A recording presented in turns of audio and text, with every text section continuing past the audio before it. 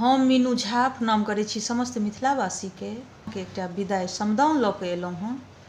संग दऽ रहल श्रीमती ललिता झा। धन्यवाद। जय मिथिला, जय मैथिली।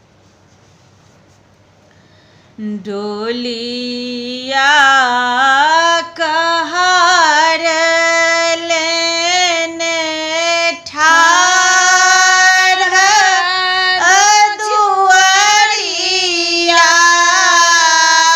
ठाढ़ दुआरिया विदा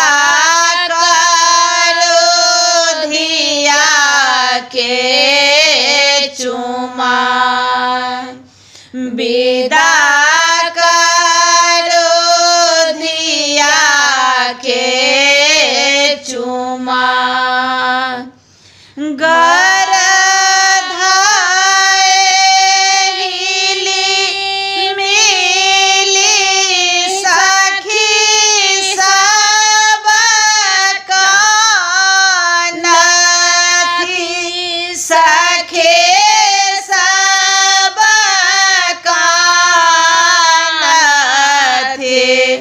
देहरे बैसल छथि माय देहरे बैसल छथि माय।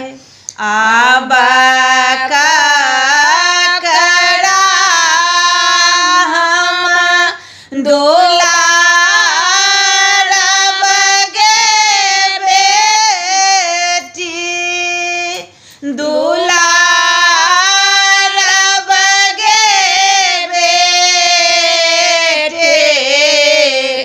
ककरा पेट लागे सुते घोड़ी ताको घोड़े ताको बेटी है दुलारुआ बेटी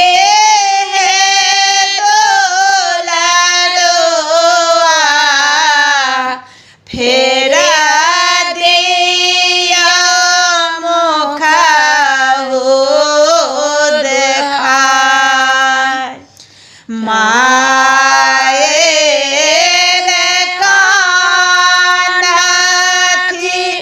पुनि पुनि रोबथि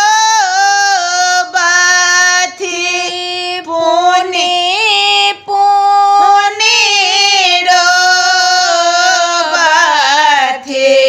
सखे